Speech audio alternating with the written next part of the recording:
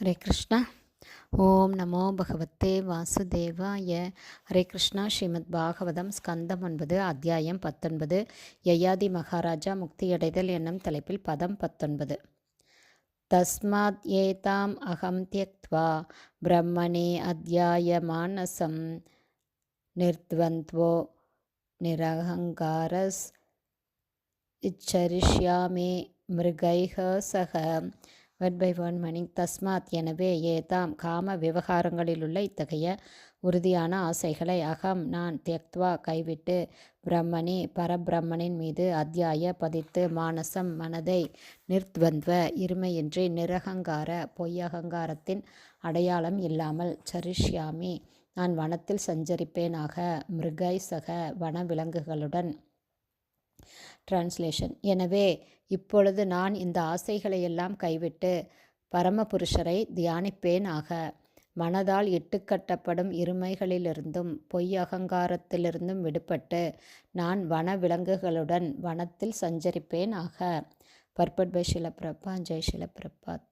வனம் புகுந்து அங்குள்ள மிருகங்களுடன் வாழ்ந்து கொண்டு பரமபுருஷ பகவான் ஸ்ரீ கிருஷ்ணரை தியானிப்பதுதான் காம இச்சைகளிலிருந்து விடுபடுவதற்கான ஒரே உபாயம் ஆகும்.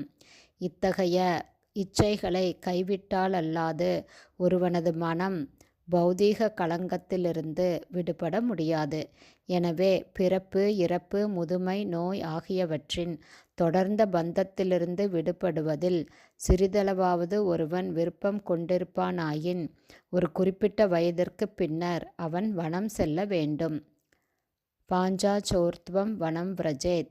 50 வயதுக்கு பின் ஒருவன் தன்னிச்சையாக குடும்ப வாழ்வை துறந்து வனம் செல்ல வேண்டும்.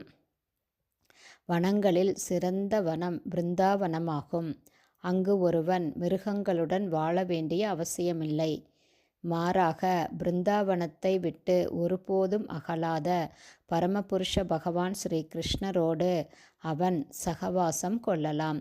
பிருந்தாவனத்தில் ஒருவனால் தானாகவே ஸ்ரீ கிருஷ்ணரை எப்போதும் தியானிக்க முடியும். எனவே பிருந்தாவனத்தில் கிருஷ்ண உணர்வை விருத்தி செய்வதுதான் பௌதீக பந்தத்திலிருந்து விடுபடுவதற்கான சிறந்த மார்க்கமாகும். பிருந்தாவனத்தில் பல ஆலயங்கள் உள்ளன. இத்தகைய ஓர் ஆலயத்தில் உள்ள பரமபுருஷ பகவான் ஸ்ரீ கிருஷ்ணரையோ கிருஷ்ண பலராமரையோ தரிசித்து அந்த ரூபத்தை ஒருவன் தியானிக்கலாம். பிரம்மணி அதயாய என்னும் சொற்களால் இந்த ஸ்லோகத்தில் இங்கு விவரிக்கப்படுவது போல ஒருவன் பரமபுருஷரான பரபிரம்மனின் மீது தன் மனதை பதிக்க வேண்டும். ஸ்ரீமத் பகவத்கீதையில் அர்ஜுனனால் உறுதி செய்யப்படுவது போல இந்த பரபிரம்மன் ஸ்ரீ கிருஷ்ணரே ஆவார். பரம்பிரம்ம பரந்தாம பவித்ரம் பரமம் பவான் என்று அர்ஜுனன் கூறுகிறார். பகவான் கிருஷ்ணர் அவரது வசிப்பிடமான பிருந்தாவனத்திலிருந்து வேறுபட்டவர் அல்ல.